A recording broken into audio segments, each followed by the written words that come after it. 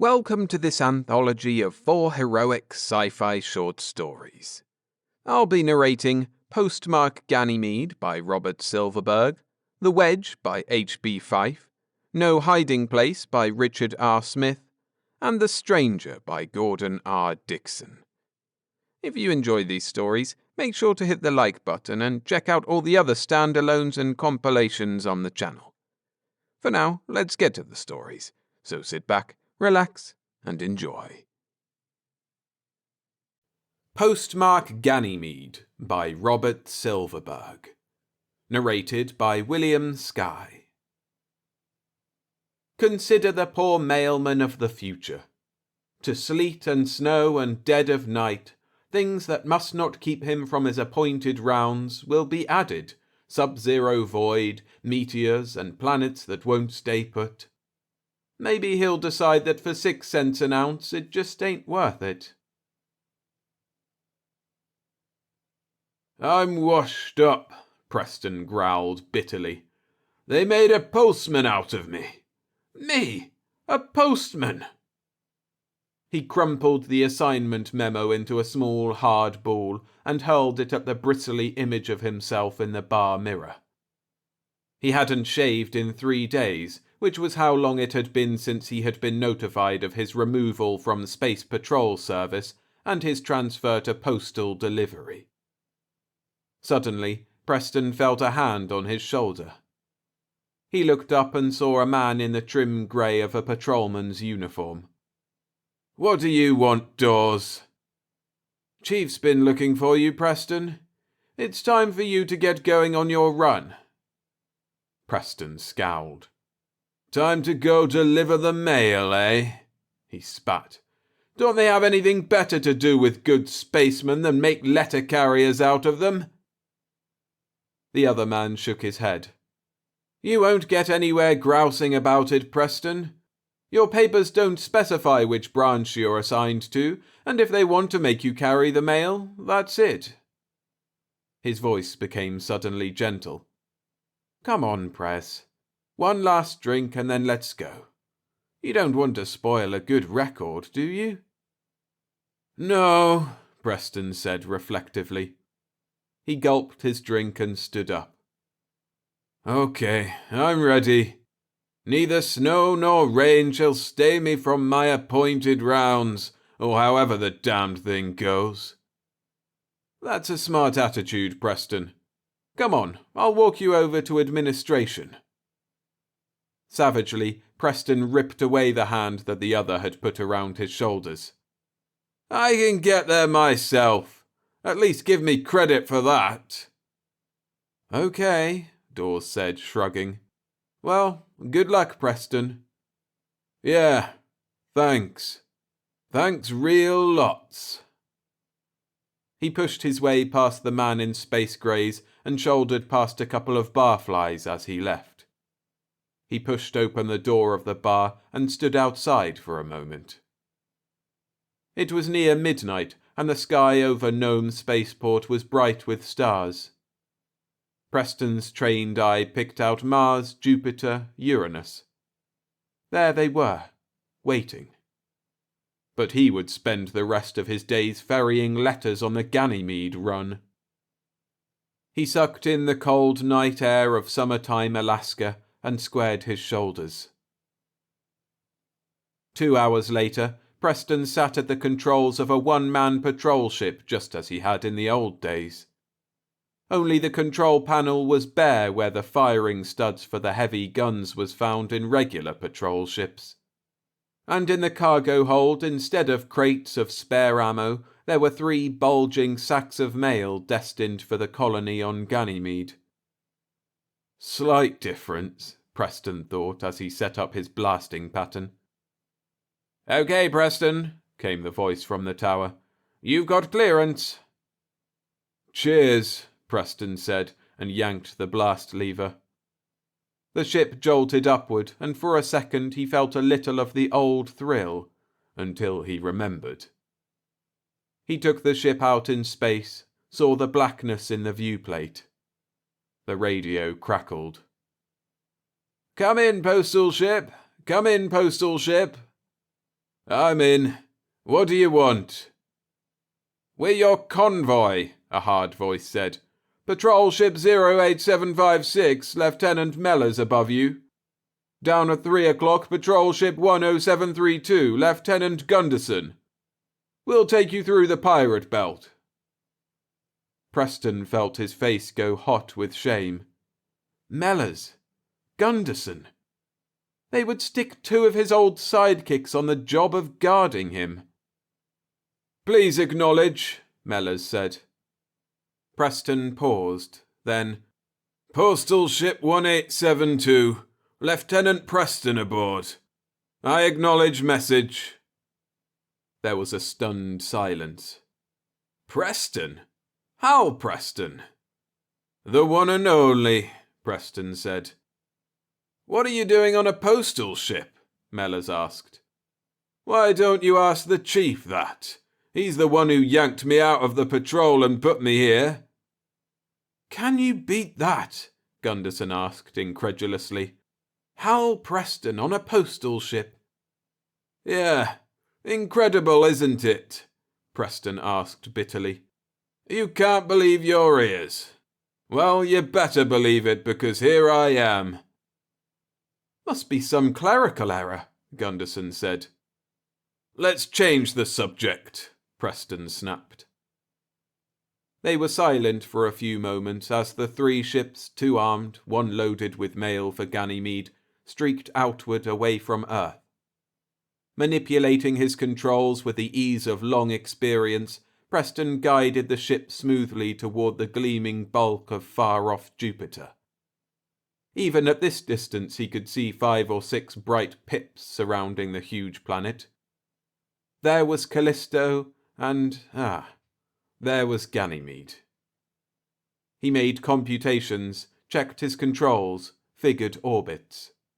Anything to keep from having to talk to his 2 ex-patrol mates, or from having to think about the humiliating job he was on.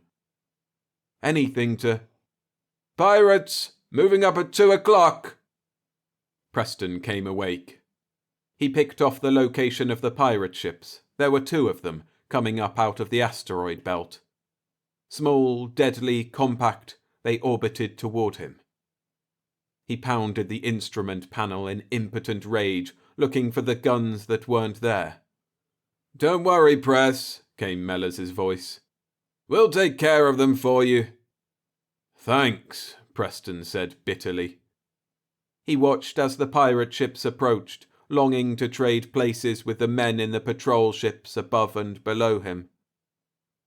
Suddenly, a bright spear of flame lashed out across space and the hull of Gunderson's ship glowed cherry red. I'm okay, Gunderson reported immediately. Screens took the charge. Preston gripped his controls and threw the ship into a plunging dive that dropped it back behind the protection of both patrol ships.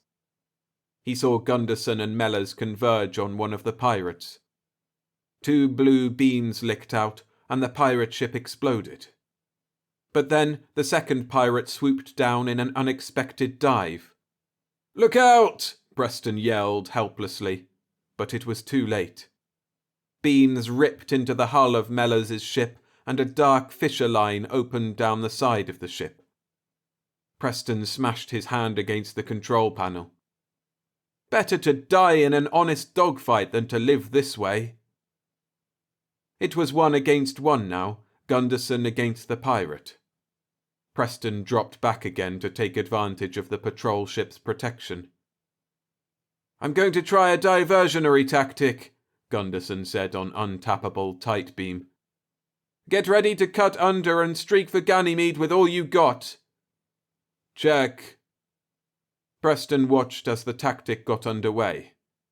Gunderson's ship travelled in a long, looping spiral that drew the pirate into the upper quadrant of space. His path free, Preston guided his ship under the other 2 and toward unobstructed freedom. As he looked back, he saw Gunderson steaming for the pirate on a sure collision orbit. He turned away. The score was 2 patrolmen dead, 2 ships wrecked, but the mails would get through. Shaking his head, Preston leaned forward over his control board and headed on toward Ganymede. The blue, white, frozen moon hung beneath him. Preston snapped on the radio. "Ganymede Colony, come in, please. This is your postal ship." The words tasted sour in his mouth. There was silence for a second. "Come in, Ganymede," Preston repeated impatiently, and then the sound of a distress signal cut across his audio pickup. It was coming on wide beam from the satellite below, and they had cut out all receiving facilities in an attempt to step up their transmitter. Preston reached for the wide beam stud, pressed it.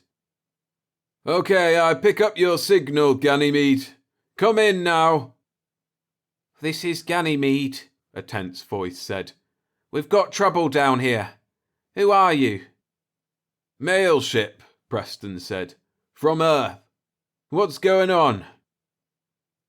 There was the sound of voices whispering somewhere near the microphone. Finally, "Hello, mail ship?" "Yeah." "You're going to have to turn back to Earth, fellow. You can't land here. It's rough on us missing a mail trip, but..." Preston said impatiently, "Why can't I land? What the devil's going on down there?" "We've been invaded," the tired voice said. "The colony's been completely surrounded by ice worms." "Ice worms?" "The local native life," the colonist explained. "They're about 30 feet long and a foot wide and mostly mouth. There's a ring of them about 100 yards wide surrounding the dome. They can't get in and we can't get out, and we can't figure out any possible approach for you." "Pretty," Preston said. "But why didn't the things bother you while you were building your dome?" "Apparently they have a very long hibernation cycle. We've only been here 2 years, you know. The ice worms must all have been asleep when we came. But they came swarming out of the ice by the hundreds last month." "How come Earth doesn't know?" "The antenna for our long-range transmitter was outside the dome. One of the worms came by and chewed the antenna right off. All we've got left is this short-range thing we're using, and it's no good more than 10,000 miles from here. You're the first one who's been this close since it happened." "I get it." Preston closed his eyes for a second, trying to think things out. The colony was under blockade by hostile alien life, thereby making it impossible for him to deliver the mail. Okay. If he'd been a regular member of the Postal Service, he'd have given it up as a bad job and gone back to Earth to report the difficulty. But I'm not going back. I'll be the best damned mailman they've got. "Give me a landing orbit anyway, Ganymede."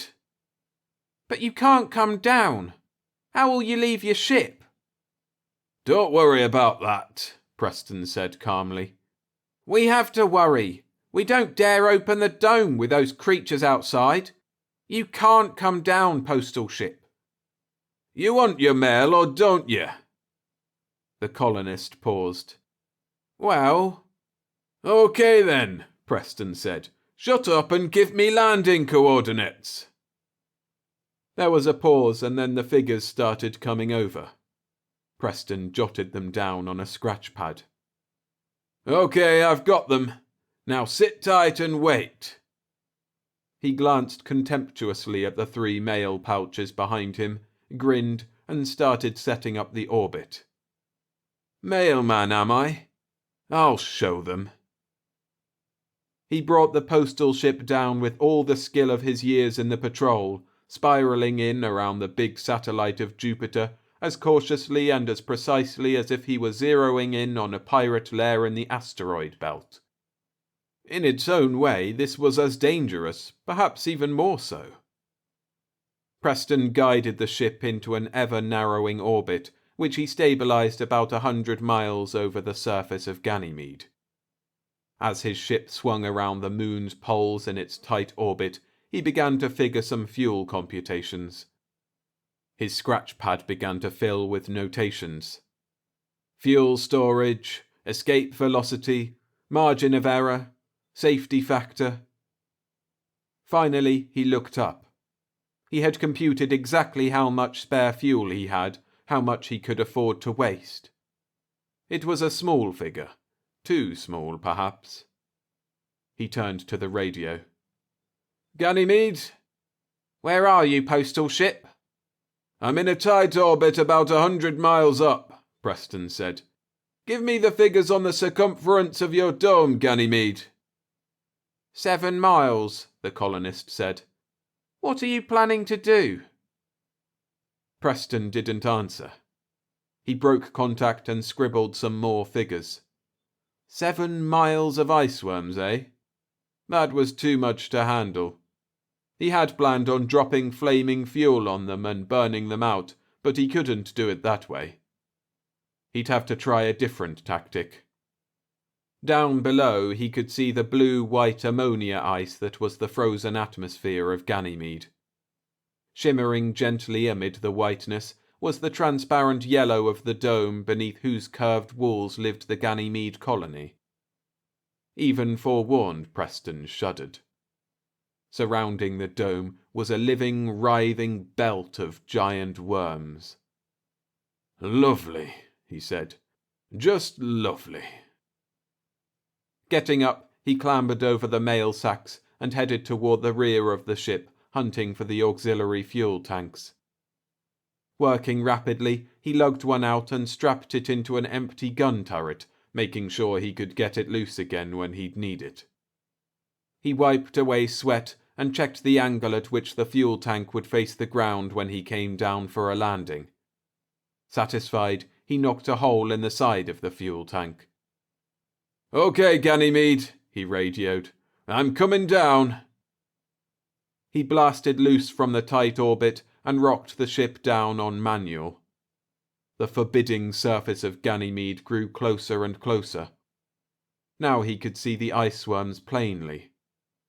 Hideous, thick creatures lying coiled in masses around the dome. Preston checked his spacesuit, making sure it was sealed. The instruments told him he was a bare 10 miles above Ganymede now. One more swing around the poles would do it. He peered out as the dome came below and once again snapped on the radio. I'm going to come down and burn a path through those worms of yours. Watch me carefully and jump to it when you see me land. I want that airlock open or else. But no buts. He was right overhead now. Just one ordinary type gun would solve the whole problem, he thought. But postal ships didn't get guns. They weren't supposed to need them. He centered the ship as well as he could on the dome below and threw it into automatic pilot. Jumping from the control panel, he ran back toward the gun turret and slammed shut the plexilight screen. Its outer wall opened and the fuel tank went tumbling outward and down. He returned to his control panel seat and looked at the view screen. He smiled. The fuel tank was lying near the dome, right in the middle of the nest of iceworms. The fuel was leaking from the puncture. The iceworms writhed in from all sides. Now, Preston said grimly. The ship roared down, jets blasting. The fire licked out, heated the ground, melted snow, ignited the fuel tank. A gigantic flame blazed up, reflected harshly off the snows of Ganymede. And the mindless iceworms came, marching toward the fire, being consumed as still others devoured the bodies of the dead and dying. Preston looked away and concentrated on the business of finding a place to land the ship. The Holocaust still raged as he leaped down from the catwalk of the ship, clutching one of the heavy mail sacks, and struggled through the melting snows to the airlock. He grinned. The airlock was open. Arms grabbed him, pulled him through. Someone opened his helmet. Great job, postman! There are 2 more mail sacks, Preston said. Get men out after them. The man in charge gestured to two young colonists who donned spacesuits and dashed through the airlock.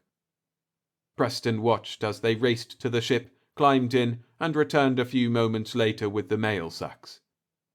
"You've got it all," Preston said. "I'm checking out. I'll get word to the patrol to get here and clean up that mess for you." "How can we thank you?" the official-looking man asked.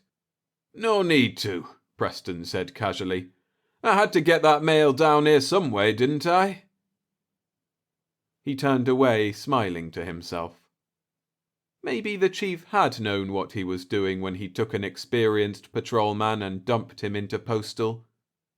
Delivering the mail to Ganymede had been more hazardous than fighting off half a dozen space pirates. "I guess I was wrong," Preston thought.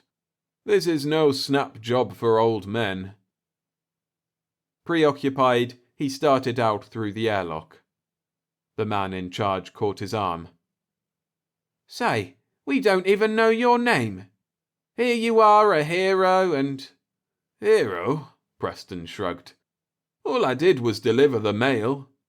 It's all in a day's work, you know. The mail's got to get through."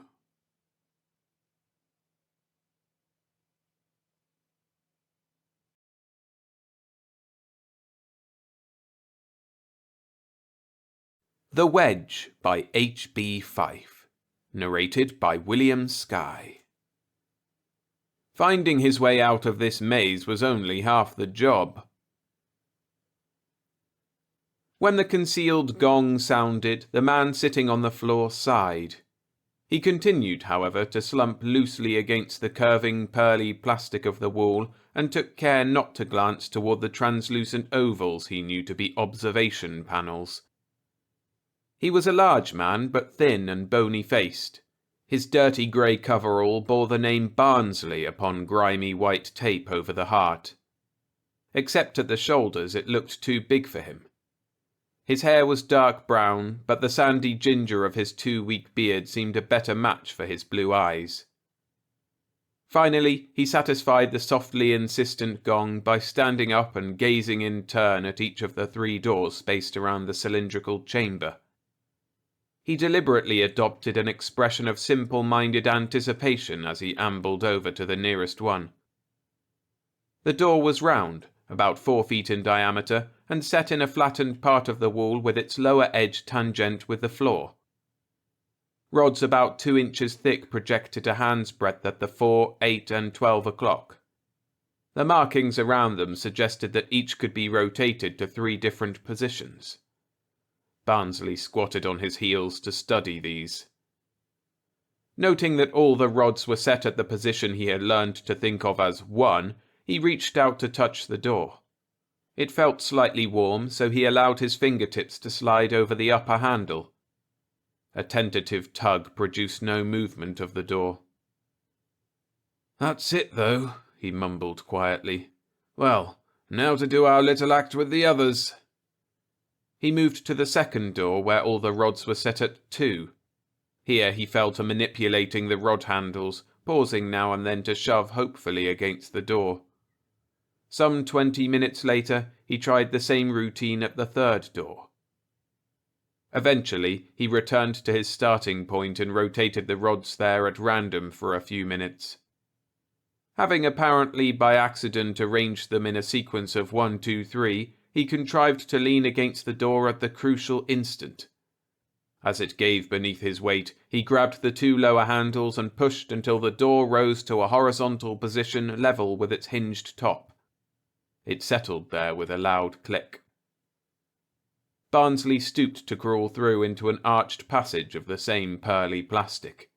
He straightened up and walked along for about 20 feet, flashing a white-toothed grin through his beard while muttering curses behind it. Presently, he arrived at a small round bay to be confronted by 3 more doors. "Bet there's a dozen of you 3-eyed clods peeping at me," he growled. "How'd you like me to poke a boot through the panel in front of you and kick you blubberballs in all directions? Do you have a page in your data books for that?" He forced himself to feel sufficiently dull-witted to waste 10 minutes opening one of the doors. The walls of the succeeding passage were greenish, and the tunnel curved gently downward to the left. Besides being somewhat warmer, the air exuded a faint blend of heated machine oil and something like ripe fish. The next time Barnsley came to a set of doors, he found also a black plastic cube about 2 feet high. He squatted on his heels to examine it. "I'd better look inside or they'll be disappointed," he told himself. From the corner of his eye he watched the movement of shadows behind the translucent panels in the walls. He could picture the observers there, blubbery bipeds with 3-jointed arms and legs ending in clusters of stubby but flexible tentacles. Their broad, spine-crested heads would be thrust forward, and each would have 2 of his 3 protruding eyes directed at Barnsley's slightest move. They had probably been staring at him in relays every second since picking up his scout ship in the neighbouring star system. That is, Barnsley thought, it must have been the next system whose 4th planet he had been photo-mapping for the Terran Colonial Service. He hoped he had not been wrong about that. "Doesn't matter," he consoled himself, "as long as the service can trace me. These slobs certainly aren't friendly." He reconsidered the scanty evidence of previous contact in this volume of space, light years from Terra's nearest colony. 2 exploratory ships had disappeared. There had been a garbled, fragmentary message picked up by the recorders of the colony's satellite beacon, which some experts interpreted as a hasty warning. As far as he knew, Barnsley was the only Terran to reach this planet alive. To judge from his peculiar imprisonment, his captors had recovered from their initial dismay at encountering another intelligent race, at least to the extent of desiring a specimen for study.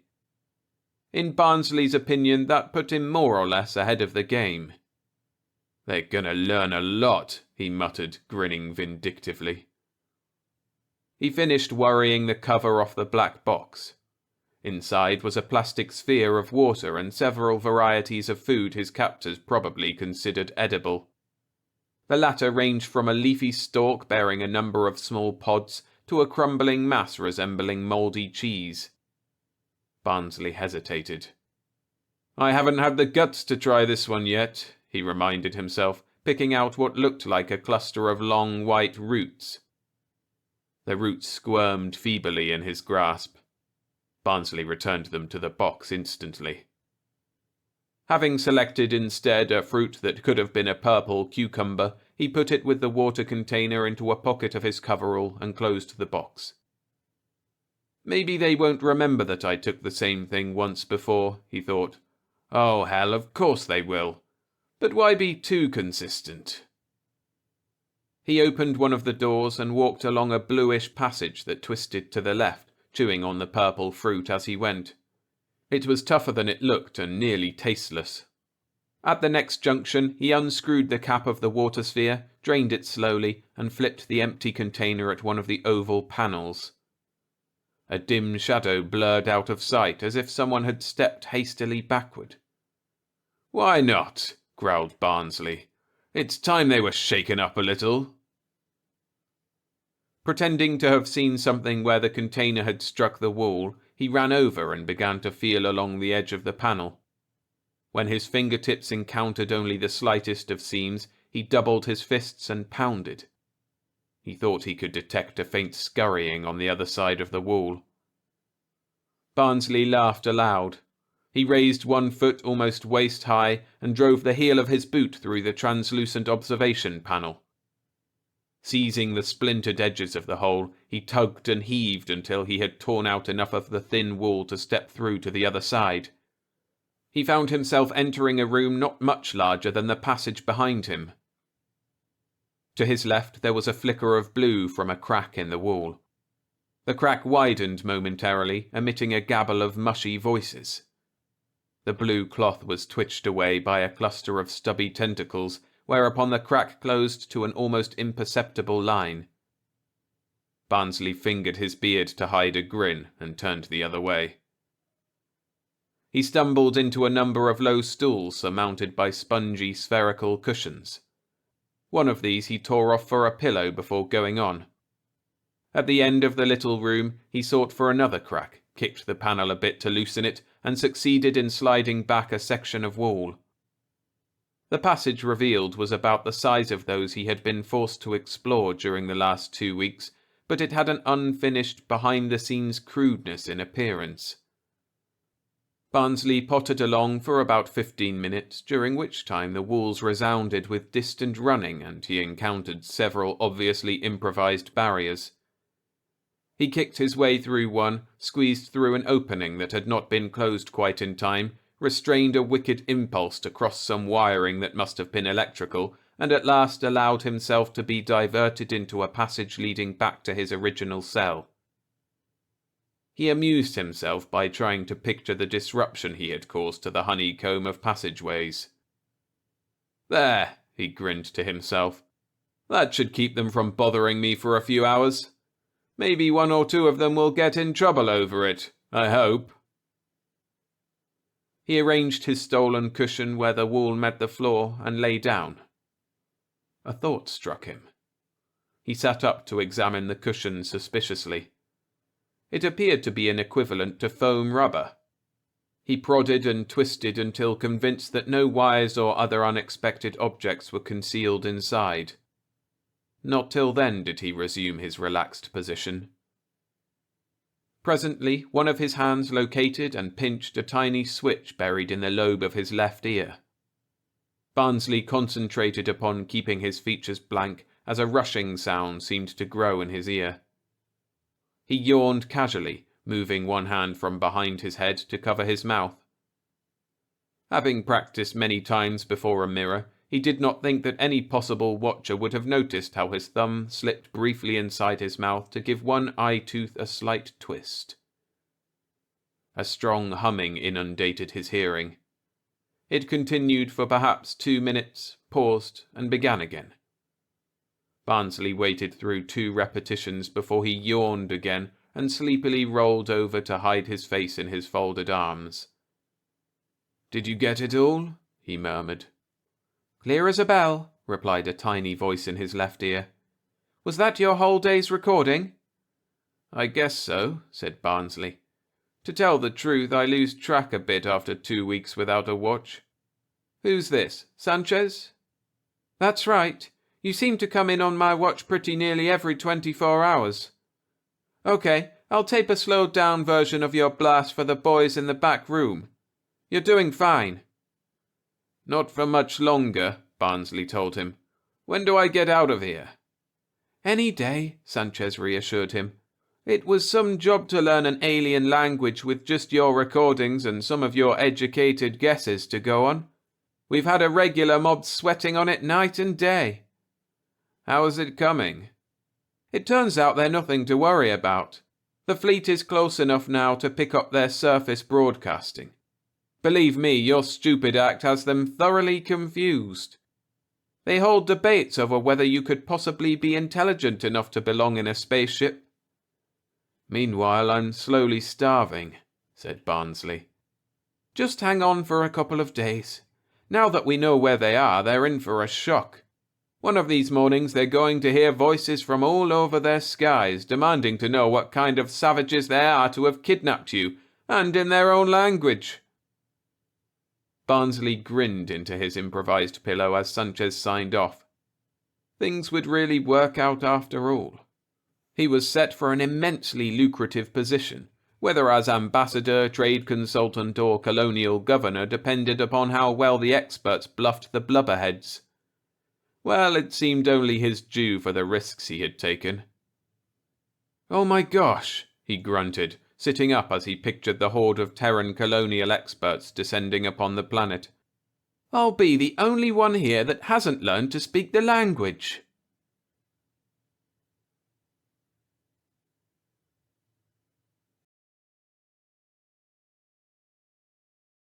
If you're enjoying the stories, I'd appreciate it if you hit the like button. Thanks. No Hiding Place by Richard R. Smith. Narrated by William Skye. The Earth was enveloped in atomic fire and the ship was a prize of war. But disaster may make victory mandatory. The ship leaped toward the stars, its engines roaring with a desperate burst of energy and its bulkheads audibly protesting the tremendous pressures. In the control room, Emmett Corbin listened to the screech of tormented metal and shuddered.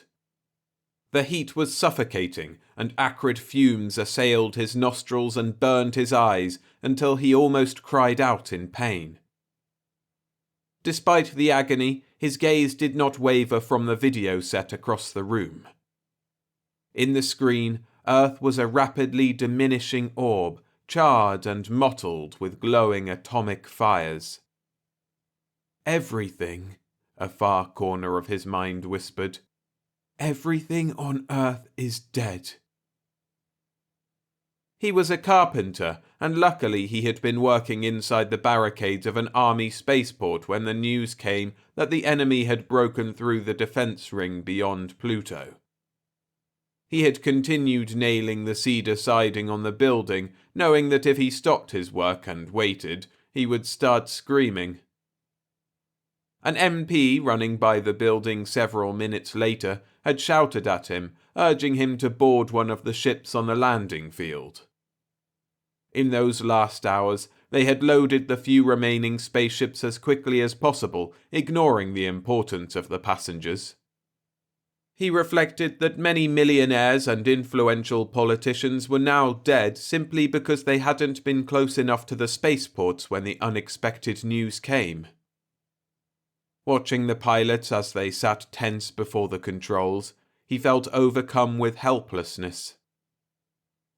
The passenger on his right was a girl, red-haired and undeniably attractive. He remembered her name.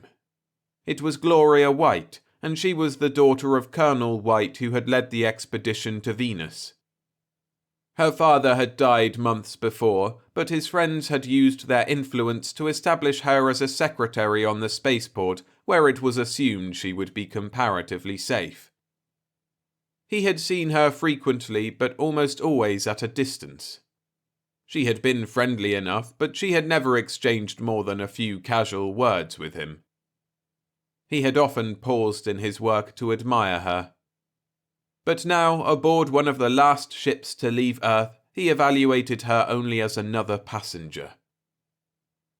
The man on his left was dressed expensively. His general appearance radiated prestige, although his fleshy face was filled with disbelief, as if he were witnessing a fantastic nightmare. Ring! Ring! Corbin's thoughts were interrupted by a clamouring alarm bell declaring by its volume and insistence that the danger was still acute. That bell will ring until the ship is destroyed, he thought wildly. It could very well mean that the ship will be destroyed. The pilots leaped away from the controls as if they had abruptly become white-hot. "Rocket!" one of them screamed. "Enemy rocket on our tail!" Corbin turned suddenly and ran across the room in sudden, blind panic. "We can't shake it. Nobody can shake one." Mumbling incoherently, he grabbed a spacesuit and began to don it. The room was suddenly a seething mass of confusion. The pilots distributed spacesuits and helped passengers into them, while the cabin continued to sway and lurch. Fear-crazed passengers ran aimlessly in circles. Some fainted, and others were shocked into immobility. Emmett had barely finished securing his helmet when the ship shook violently and he was knocked to the floor. The lights fluttered, then went out. When the trembling at last subsided, he struggled to his feet and looked about the room. His eyes gradually adjusted to the faint light from the luminous paint on the walls, and he was able to make out two shadowy figures moving hesitantly about the wreckage. He remained motionless as one of the two men approached him, reached out, and adjusted the dials on his spacesuit controls. The earphones in his helmet blared with a familiar voice. "Are you all right?" Yeah, just a little shaken." The man walked toward the third passenger, and presently Emmett heard a quick, sobbing breath through the earphones. "Are you hurt?" the man asked. "No." Even under the abnormal conditions, Gloria White's calm voice came through clearly. They wandered aimlessly about the room, each engrossed in his private mental turmoil. Finally, the pilot broke the silence. "Since we're probably the last ones alive on the ship, we should know each other. My name is George Hartman." "Emmett Corbin." Gloria White." The pilot said with grim urgency. "We've got to do something. There's no sense in just standing here waiting for the enemy to come." "Come?" Emmett inquired. "You mean that the Agronians will actually board our ship?" "They always examine disabled ships. They are determined to learn as much as they can about us." "Well, let's get some weapons and be ready. I'm no hero, understand? But I agree with you that there's no sense in just waiting." The pilot said, "There are no hand weapons on the ship. Our only possible course of action would be to hide." His emphasis conveyed to the others how much he disliked the thought. "But where?" Gloria asked. "If they make a thorough search—" "We can't hide in the ship," George said with absolute conviction. "Our reports indicate that they examine every square foot inside a bombed vessel. We'll have to conceal ourselves outside." "Outside?" "We can use the magnetic shoes on our spacesuits to walk on the ship's hull. If luck favors us, they may never even think of searching the forward section of the hull." Emmett shrugged his shoulders, not realizing that in the faint light no one could see the gesture. Gloria said, "It's better than making no attempt at all to save ourselves." George led the way from the control room and across a passenger compartment that was filled with the crumpled, lifeless forms of almost 100 men and women. "There were no spacesuits in this room," he explained simply. They operated the airlock by utilizing the emergency manual controls and were soon standing on the hull of the ship. For several seconds they remained motionless and silent, grimly surveying their awesome surroundings. The billions of stars above were terrifyingly vivid against the dark emptiness of space. The ship's hull was fantastically twisted and pitted, and the enemy ship, it hovered a few miles distant, had been transformed into a brilliantly burning star by the reflected sunlight. "We've got to find cover," George said quickly. "If they're watching the ship with telescopes, we'll stand out like fireflies in a dark room." Cautiously sliding their feet across the hull, Gloria and Emmett followed the pilot.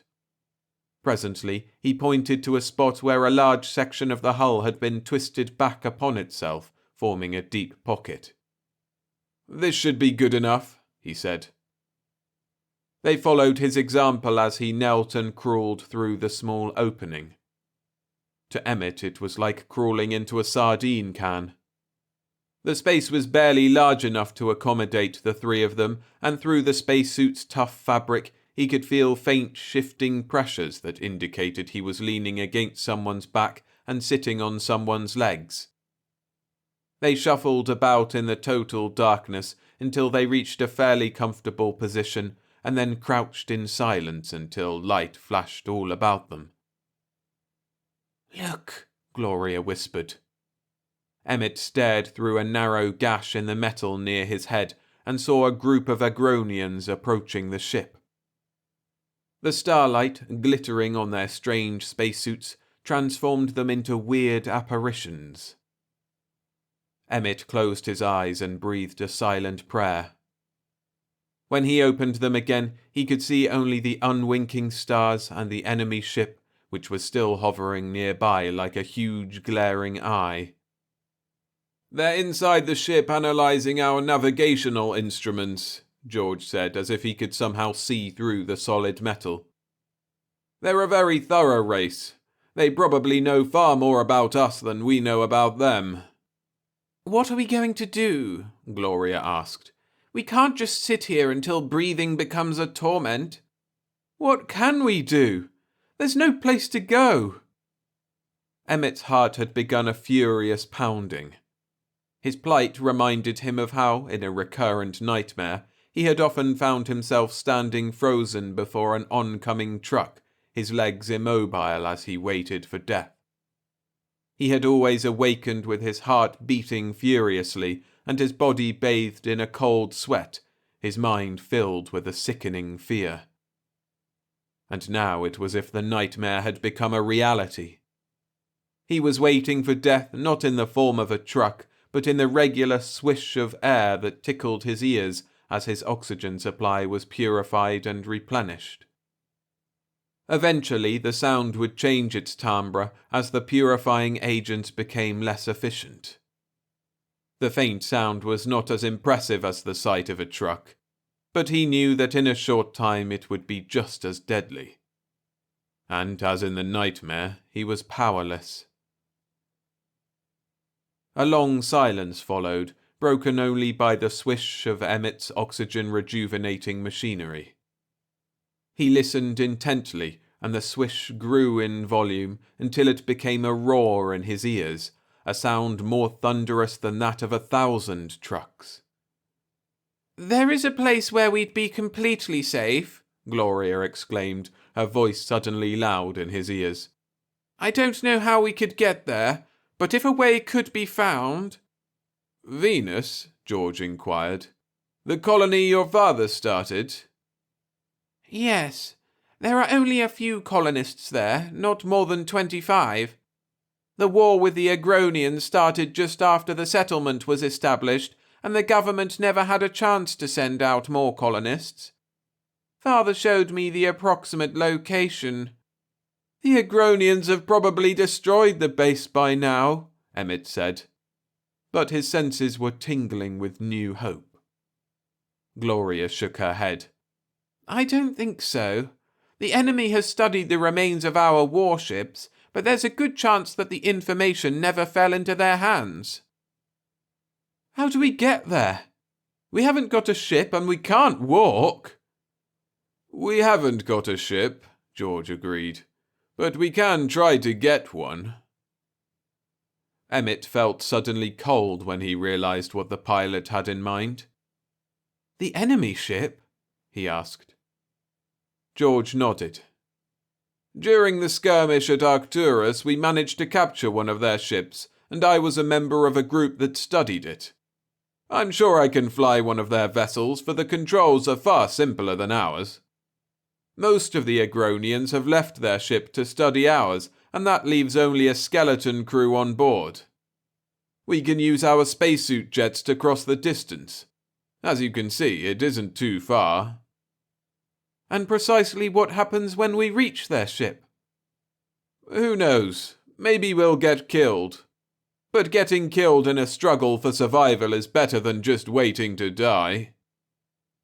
Gloria shuddered. It looks so cold out there. We'll get separated, hopelessly lost.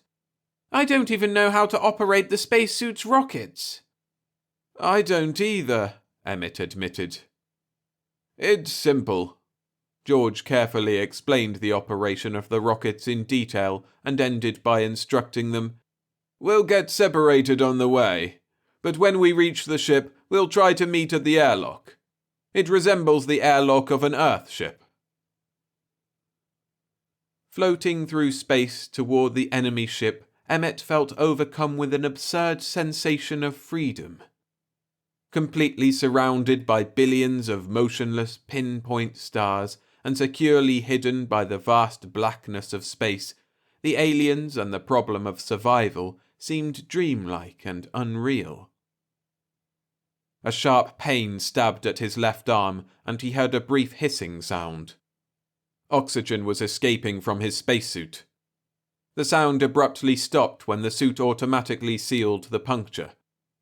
And yet the throbbing pain remained, and he felt the wetness of blood against his flesh, seeping slowly down his leg. A meteor! People usually visualized meteors as tons of metal hurtling through space. But there were small ones as well, and perhaps this one had been no larger than a grain of sand. He dismissed it from his mind, and after what seemed an eternity, his feet touched the hull of the enemy ship. Quickly, he activated the magnetic boots.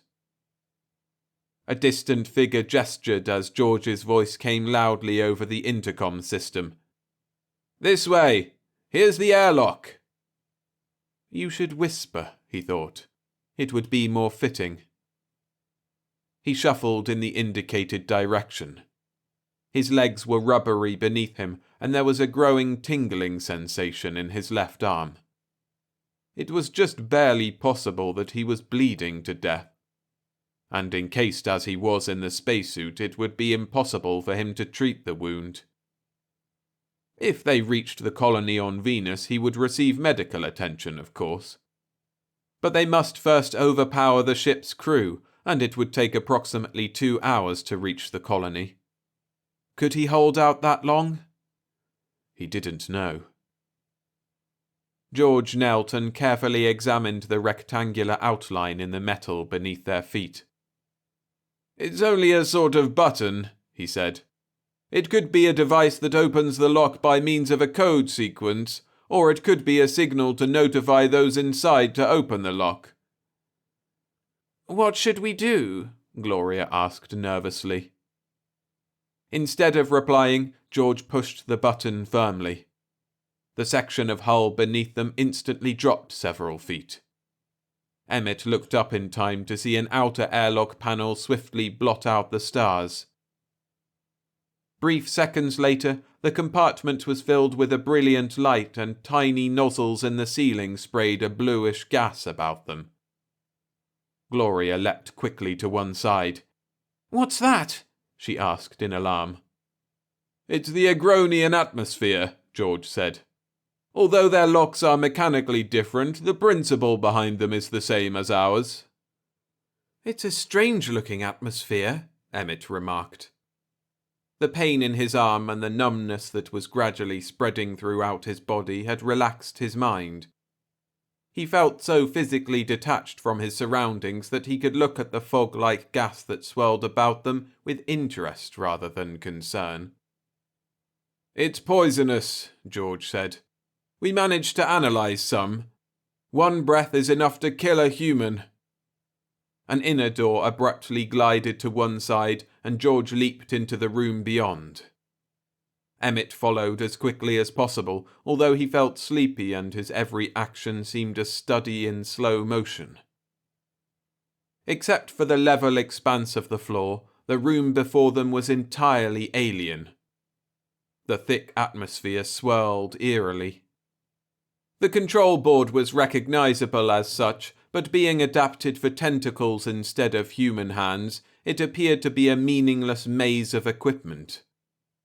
Strange angular devices lined the walls and hung from the low ceiling on thin wires.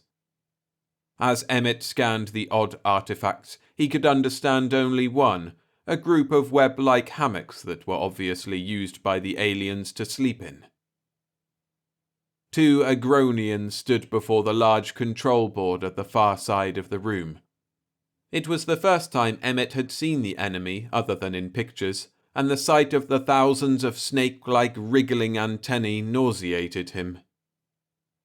George hesitated briefly and then ran toward the Agronians. Again, Emmett followed the pilot's lead. One of the creatures aimed a weapon before George had crossed half the distance, and Gloria's shrill scream of warning brought him up short.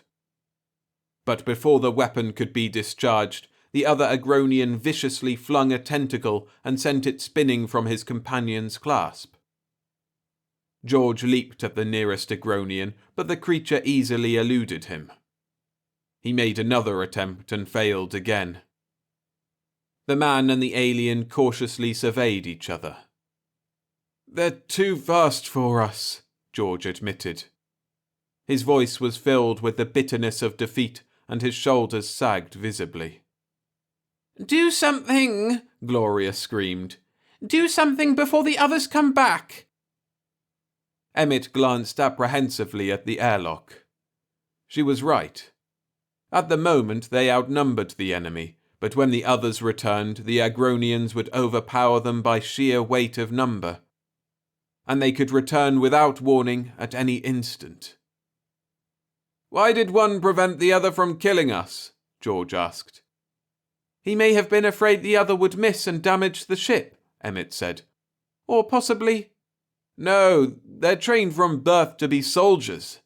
They're expert marksmen and their weapons are foolproof. They can adjust the blast from a weapon to travel any distance." "Why should one enemy prevent another from killing us?" Emmett repeated wonderingly. He remembered another question that had nagged at his mind. Why had the Agronians totally destroyed Earth? Why hadn't they eliminated Earthmen and preserved the planet for exploitation, as a colony, a military base, any one of 1,000 uses? There was only one possible answer. A race might destroy a planet if it was useless. Earthmen had discovered useless planets, planets with poisonous atmospheres. Was Earth's atmosphere poisonous to the Agronians? One Agronian had prevented another from killing them with a viciousness and an urgency that indicated it had been a life-and-death necessity. Why? What would happen if they were to die?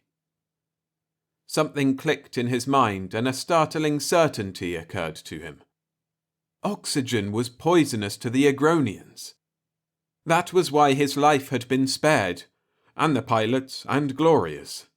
Their spacesuits would have been punctured, and their oxygen supply would have spread with deadly rapidity throughout the room.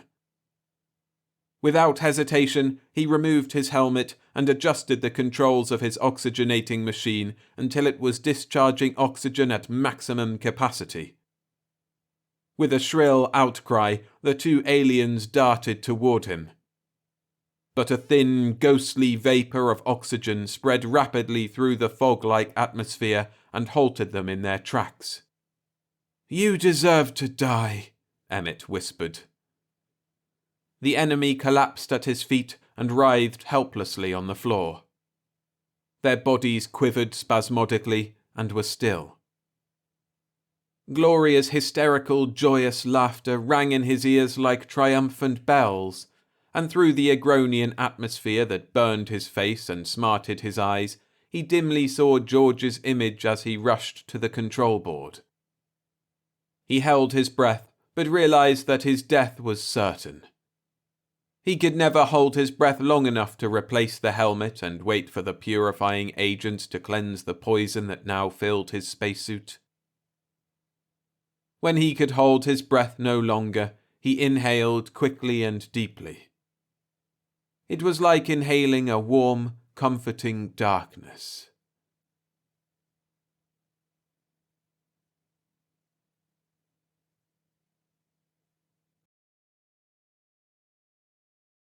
Remember to hit the like button if you're enjoying this compilation. Thanks. The Stranger by Gordon R. Dickson. Narrated by William Skye. If the alien spacecraft was not a rocket ship, what was it? And an even bigger question, should they investigate or run for their lives? We will not consider the odds involved in their finding the stranger, for the odds were impossible. They came down to rest their tubes on an unnamed planet of a little-known star in the Buckhorn cluster. Because they were tired from weeks in space, they came in without looking. They circled the planet once and spiraled down to an open patch of sand between two rocky cliffs. Only then did they see the other ship. Jeff Wadley was at the controls and his eyes widened when he saw it. But his fingers did not hesitate on the controls, for a deep space starship is not the kind of vehicle that can change its mind about landing once it is within half a mile of the ground. He brought the Emerald Girl in smoothly to a stop not 500 feet from the stranger.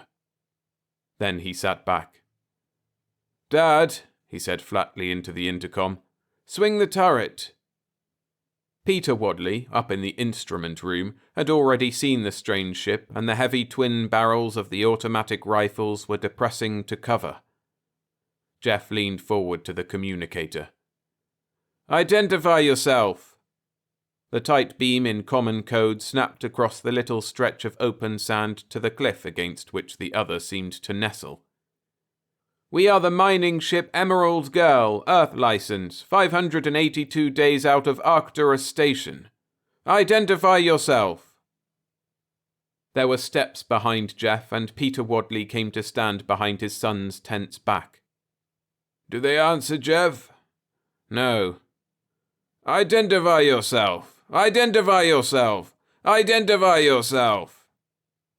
The angry demand crackled and arced invisibly across the space between both vessels, and there was no answer. Jeff sat back from the communicator. The palms of his hands were wet, and he wiped them on the cloth of his breeches. "Let's get out of here," he said nervously. "And leave him?" His father's lean forefinger indicated the strange silent ship. "Why not?" Jeff jerked his face up. "We're no salvage outfit or government exploration unit." There was a moment of tenseness between them. The older man's face tightened. "We'd better look into it," he said. "Are you crazy?" blazed Jeff. "It was here when we came. It'll be here if we leave. Let's get going. We can report it if you want. Let the federal ships investigate."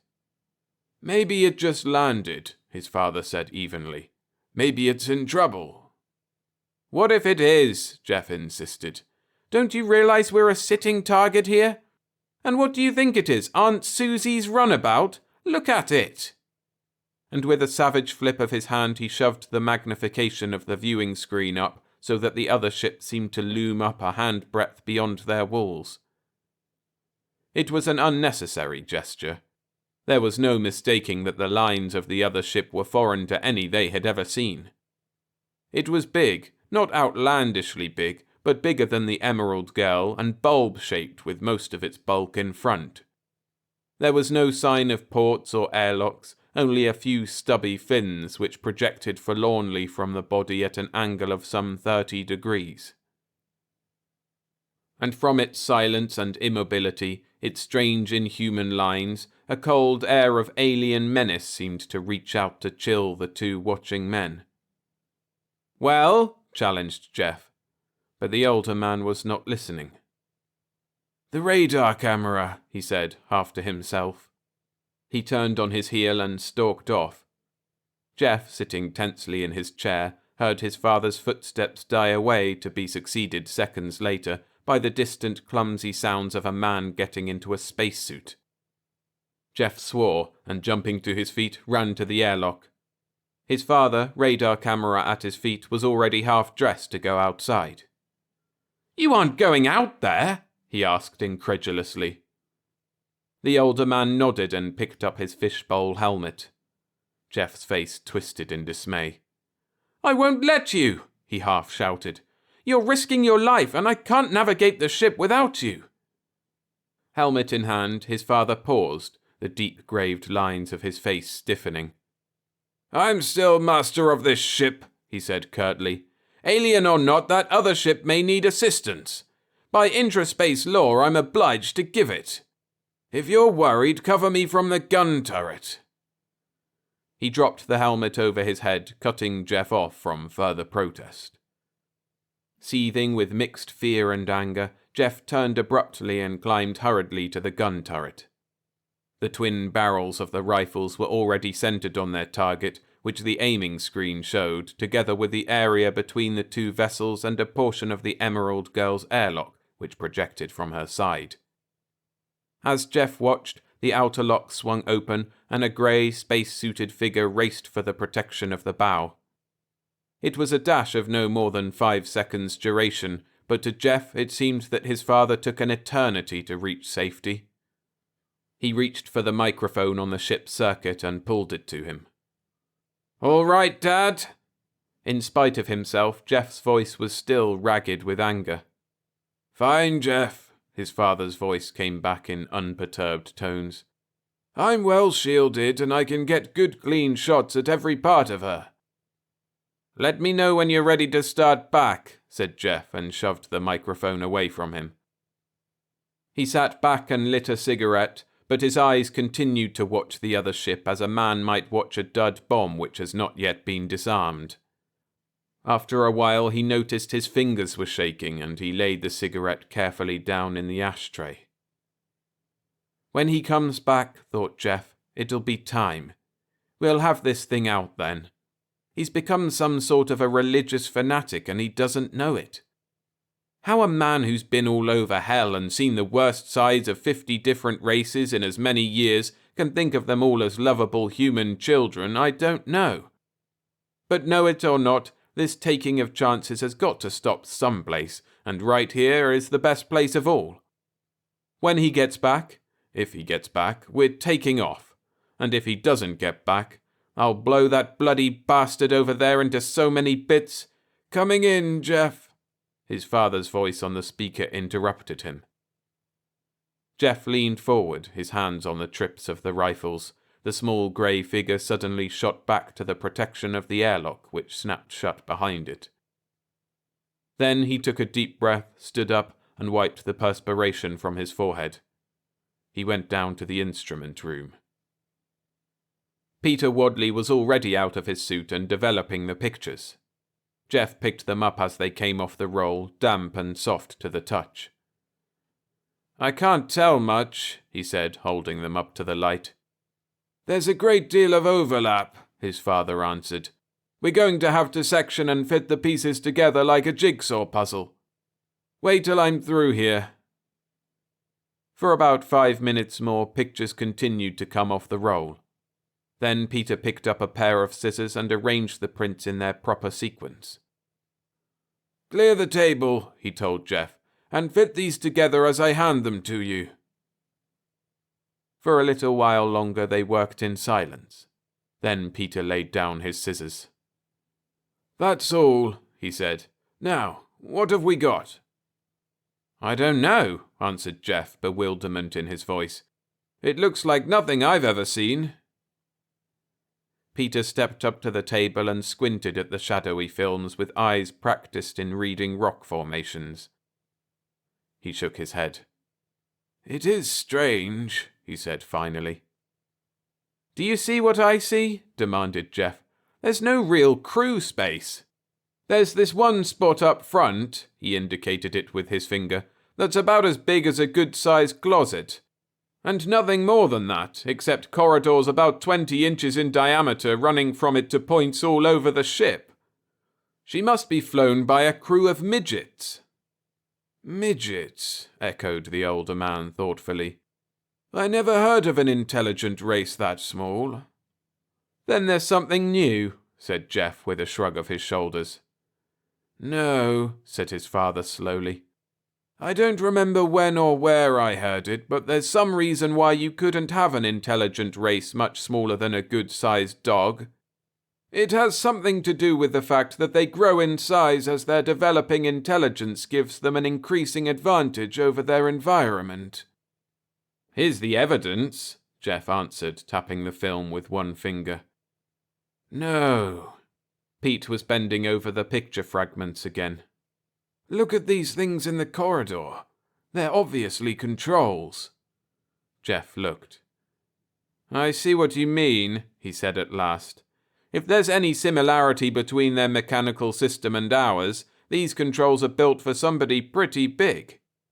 But look how they're scattered all over the ship. There's a good 15 or 20 different groups of instruments and other things. That means a number of crew members, and you simply can't put a number of large crew members in those little corridors." "There's a large amount of total space," Pete began. Then suddenly a faint tremor ran through the ship. Jeff leaped for the screen, and his father moved over to stand behind him. "Good Lord," said Jeff. "Look at her." The other ship shook suddenly and rolled slightly to one side. Some unseen center of gravity pulled her back to her original position.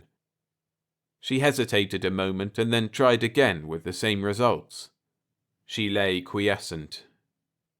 Jeff pounced on his radiation drum graph. "What does it say?" Peter asked. Jeff shook his head in astonishment.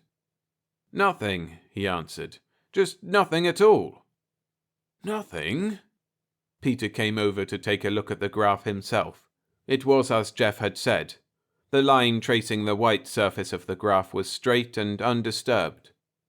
"But that's impossible," Peter frowned. The two men turned back to the screen. As they watched, one final shudder shook the strange ship, and then, like a stranded whale who has given up hope, it lay still. "My God!" said Pete, and Jeff turned to him in astonishment. It was the closest to profanity his father had come in 20 years. "Jeff, do you know what I think? I think that ship is manned by just one great big creature like a giant squid. That's why no radiation registered.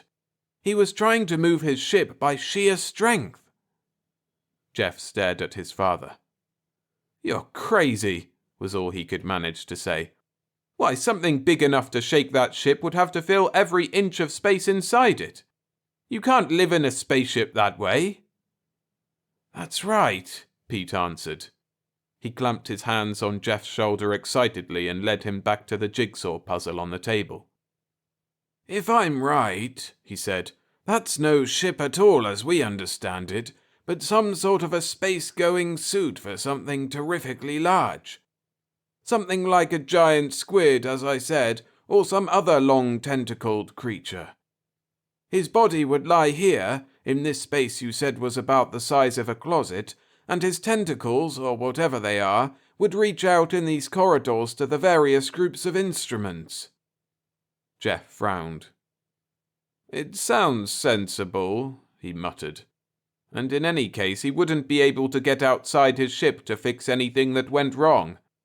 And I take it there is something wrong, or else he wouldn't be jumping around inside."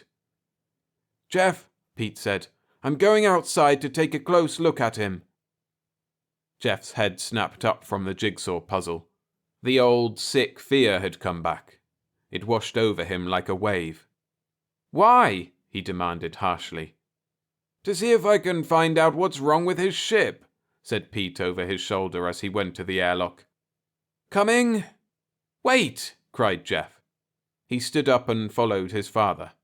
For a moment there they stood facing each other, two tall men with less apparent physical difference between them than their ages might indicate, poised on the brink of an open break. "Wait," said Jeff again, and now his voice was lower, more under control. "Dad, there's no point in playing around any longer. You aren't going to be satisfied just to look around out there and then leave. You're going to do something. And if that's it, I want to know now." There was a moment's silence, then Pete turned back to Jeff, his face set. "That's right," he said. "I don't have to look. I know what's wrong, and I know what I'm going to do about it. There's a living intelligence trapped in that space thing as you and I might be trapped. I can set it free with 2 of our motor jacks. If you've got one inkling of what it means to be ignored when you're caught like that, you'll help me. If not, I'm taking 2 jacks out the airlock, and you can fire the motors and take off and be damned to you." Between the two big men, the tension built and strained and broke. Jeff let out a ragged sigh. "All right," he said. "I'm with you." "Good," said the older man, and there was new life in his voice. "Get your suit on. I'll explain as we dress. The trouble with our friend there is that he's fallen over. I see you don't understand, Jeff. Well, this ship of ours lands on her belly. We've got booster rockets all over the hull to correct our landing angle. But ships weren't always that way. They used to have to sit down on their tail.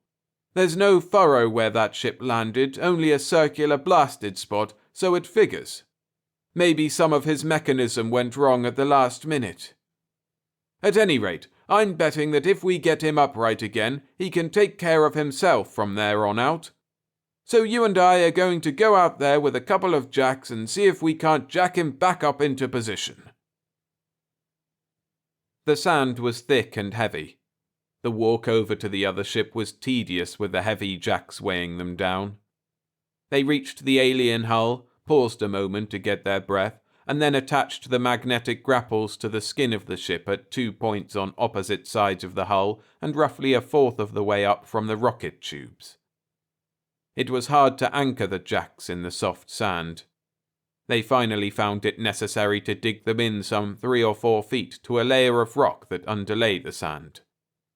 Then, when everything was ready, they took their stations, each at a jack, and Pete called to Jeff on the helmet set. "All ready? Start your motor." Jeff reached down and flicked a switch. The tiny, powerful jack motor began to spin, and the jack base settled more solidly against its rocky bed. When he was sure that it would not slip, he left it and went around the rockets to stand by his father. His face was grey. "Well," said Pete tensely, "up she goes." The nose of the alien ship was raising slowly from the sand. It quivered softly from some motion inside the ship. "Yes," said Jeff, "up she goes." His words were flat and dull. Pete turned to look at him. "Scared, son?" he asked. Jeff's lips parted, closed, and opened again. "You know how we stand," he said dully. "I've heard what you said from other men, but never from an alien. Most of the ones we know hit first and talk afterwards. You know that once this ship is on its feet, we're at his mercy. Just his rocket blast alone could kill us, and there won't be time to get back to the girl." The alien was now at an angle of 45 degrees. The little jacks stretched steadily, pushing their thin, stiff arms against the strange hull. Sand dripped from the rising ship. "Yes, Jeff," Pete said. "I know. But the important thing isn't what he does, but what we do. The fact that we've helped him. Can't you see it that way, son?" Jeff shook his head in bewilderment. "I don't know," he said helplessly. "I just don't know." The ship was now nearly upright. Suddenly, with an abruptness that startled both men, it shook itself free of the jacks and teetered free for a second before coming to rest, its nose pointing straight up. "Here it goes," said Pete, a tinge of excitement in his voice. They moved back some yards to be out of the way of the takeoff blast. Suddenly the ground trembled under their feet. Pete put his hand on the younger man's shoulder. "Here it goes," he repeated in a whisper. Flame burst abruptly from the base of the ship. It was warming up its tubes. Slowly the flame puffed out from its base and it began to rise. Jeff shook suddenly with an uncontrollable shudder. His voice came to Pete through the earphones, starkly afraid. "Now what?" he cried. "What'll he do now?" Pete's grip tightened on his shoulder. "Steady, boy." The ship was rising. Up it went and up until it was the size of a man's little finger, a tiny sliver of silver against the black backdrop of the sky. Then, inexplicably, it halted and began to reverse itself. Slowly it turned until the blunt nose pointed toward them. Jeff's hoarse breathing was loud in his helmet. "Now it comes," he thought, and his muscles tensed. A long minute flowed by, and still the alien hung there. Then, abruptly, it went into a series of idiotic gyrations. It twisted and turned and spun around, swinging its fiery trail of rocket gases like a luminous tail in the darkness. Then, just as abruptly, it reversed once more so that its head was away from them. In the twinkling of a moment, it was gone. Pete sighed, a deep, ragged sigh. "Did you see it, boy?" he cried. "Did you see it?" "I saw." Jeff's voice was filled with a new awe. "Now I get it. He wasn't sure. He didn't know we were really trying to help him until we let him get all the way out there by himself. Then he knew he was free. That's why he wouldn't answer before." "Sure, Jeff, sure," said the older man, a note of triumph in his voice. "But that's not what I mean. Did you notice all those contortions he was going through up there? What did they remind you of?" There was a moment of silence, then the words came, at first slowly, then in a rush from Jeff's lips. "Like a puppy," he said haltingly, stumbling over the wonder of it. "Like a puppy wagging its tail." And the light of a new understanding broke suddenly in his eyes. "Dad," said Jeff, turning to his father. "Dad, do you know what I think? I think we've made a friend." And the two men stood there, side by side, looking into the blackness of space where an odd-shaped spacecraft had vanished. It, they felt, was on its way home. And they were right. Moreover, it was hurrying, for it had a story to tell.